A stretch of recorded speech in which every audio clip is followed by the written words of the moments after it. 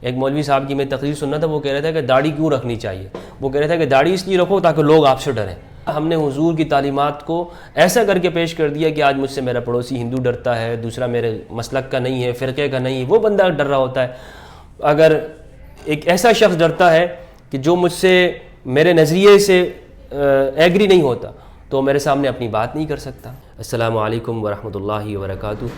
میلاد النبی صلی اللہ علیہ وآلہ وسلم کا مہینہ ہے، اور یہ وہ مہینہ ہے کہ جب اس کائنات کی جان حضرت محمد مصطفیٰ صلی اللہ علیہ وآلہ وسلم اس دنیا کے اندر تشریف لائے، اور اس کائنات کے اندر ایک رحمتوں کا نزول ہوا، اور آپ نے اس دنیا میں آ کر ظلم کا اور ناانصافی کا خاتمہ کیا.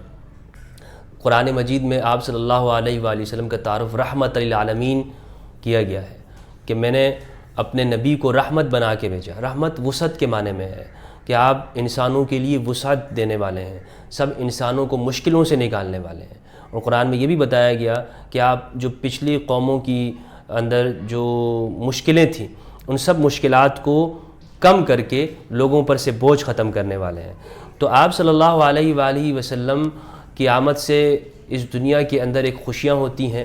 آج بھی مسلمان اور پوری دنیا کے اندر وہ اس مہینے کو مناتے ہیں، خوشیاں مناتے ہیں، لوگوں کی مدد کرتے ہیں، غریبوں کی مدد کرتے ہیں، سب انسانوں کے کام آتے ہیں، کمزوروں پہ شفقت کرتے ہیں، بچوں پہ مہربانی کرتے ہیں، اور خیرات کرتے ہیں، صدقات دیتے ہیں، خوشیاں مناتے ہیں، اپنے گھروں کو سجاتے ہیں. آپ نے دیکھا ہوگا لائٹنگ کرتے ہیں. یعنی جس کا جتنا بس ہوتا ہے وہ اس مہینے کو سیلیبریٹ کرتا ہے، مناتا ہے، اور ایک خوشی کا اظہار کرتا ہے اور جشن مناتے ہیں. اور آپ صلی اللہ علیہ وآلہ وسلم نے خود اپنی ولادت کی خوشی منائی، جشن منایا، اور سعادت اور لوگوں کو بتایا کہ کس طرح سے اسے منانا چاہیے. تابعین نے منایا اور علماء نے اس کو منایا. تو یہ ایک ایسا مہینہ ہے کہ جس کے اندر ایک زندہ دل شخص وہ اپنے پورے زندہ دلی کے ساتھ حضور کی آمد پہ خوشی کرتے ہوئے لوگوں کی مدد کرتا ہے. تو اب اس کو کیسے منایا جائے، یہ سوال پیدا ہوتا ہے کہ کیا کیا جائے. تو دیکھیں حضور صلی اللہ علیہ وآلہ وسلم کیا کرتے تھے اپنی زندگی کے اندر. اگر آپ دیکھیں گے تو حضرت ام المؤمنین خدیجہ الکبریٰ سلام اللہ علیہا نے آپ صلی اللہ علیہ وآلہ وسلم کا جو تعارف فرمایا ہے وہ یہ کہ آپ غریبوں، مسکینوں، ناداروں کا بوجھ اٹھانے والے ہیں، آپ انسانوں کے کام آنے والے ہیں، آپ مہمان نوازی کرنے والے ہیں، صلہ رحمی کرتے ہیں.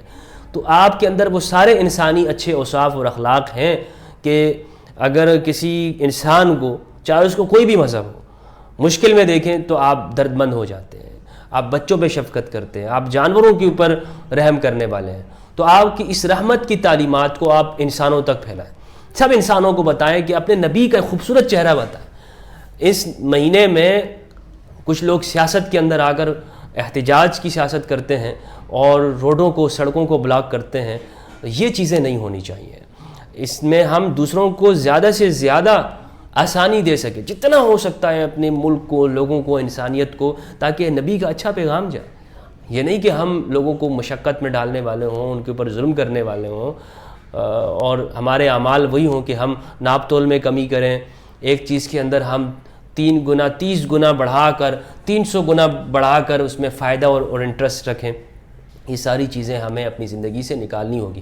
اور اس مہینے میں حضور کی پیدائش کے موقع پر ہمیں یہ عہد کرنا ہوگا اپنے ساتھ کہ ہم حضور صلی اللہ علیہ وسلم کی انسانیت کا پیغام وہ انسانوں تک پہنچائیں گے. اور جتنا ہم سے ہو سکتا ہے اپنی زبان سے، اپنے عمل سے ہم یہ دکھائیں گے کہ ہم اچھے مسلمان ہیں. کوئی ہم سے ڈرتا ہو تو یہ پھر ہم اچھے مسلمان نہیں ہو سکتے. کوئی یہ کہتا ہو کہ یہ مسلمان اس سے ڈرنا چاہیے. ایک مولوی صاحب کی میں تقریر سننا تھا، وہ کہہ رہا تھا کہ داڑھی کیوں رکھنی چاہیے. وہ کہہ رہا تھا کہ داڑھی اس لیے رکھو تاکہ لوگ آپ سے ڈریں. ارے بھائی، دین کی تعلیمات کو لوگوں کو ڈرانے کے لیے بتایا جا رہا ہے. یعنی حضور کی جو سنت ہے وہ بھی اس لیے کہ جی مرد ایسا ہے کہ اس سے دیکھ کر ڈرا جائے، اس کو دیکھ کر کانپا جائے، اور بدن کے اوپر ایسا کچھ نہیں ہے. دین کی تعلیمات کوئی ڈرانے والی نہیں ہے. اسلام کی تعلیمات حضور کی زندگی میں جو حضور نے فرمایا کہ جس مومن سے، مسلمان سے کوئی اور بندہ ڈر جائے اور وہ خوف زدہ ہو تو وہ مومن نہیں ہو سکتا. ہم نے کیا کر دیا، ہم نے حضور کی تعلیمات کو ایسا کر کے پیش کر دیا کہ آج مجھ سے میرا پڑوسی ہندو ڈرتا ہے، دوسرا میرے مسلک کا نہیں ہے، فرقے کا نہیں ہے، وہ بندہ ڈر رہا ہوتا ہے. اگر ایک ایسا شخص ڈرتا ہے کہ جو مجھ سے میرے نظریے سے ایگری نہیں ہوتا تو میرے سامنے اپنی بات نہیں کر سکتا. اپنے نظریات کو ہم اب چھپا کے رکھتے ہیں، کسی کے سامنے بتائیں تو کیا ہو جائے گا، لوگ مار دیں گے، قتل کر دیں گے۔ تو خوف کا معاشرہ ہو تو اس کا مطلب یہ ہے کہ وہاں پر جہاں پر لوگوں کی جان و مال محفوظ نہ ہو، غیر مسلموں کی عبادت گاہیں محفوظ نہ ہوں، اس کا مطلب ہے کہ ہم نے حضور صلی اللہ علیہ وسلم کے ساتھ محبت کے دعوے میں سچے نہیں ہیں، اور ہم اپنے تعصبات کے اندھے ہیں، ہم اندھے ہو چکے ہیں، اور ہماری عقلوں کے اوپر پردہ پڑ گیا، یا ہم اپنے مذہبی رہنماؤں کی باتوں میں سیاست کر رہے ہیں، اسلام کے اوپر ہم نہیں چل رہے۔ تو سیاست سے اوپر اٹھ کر حضور کی تعلیمات کو ہم دیکھیں اور انسانوں تک پہنچائیں، اور اس مہینے کو منائیں، جتنا خوشیاں منا سکتے ہیں وسعت کے مطابق اس مہینے کو منانا چاہیے۔ اللہ رب العزت ہم سب کو حضور کی سیرت پر، سنت پر عمل کرنے کی توفیق دے۔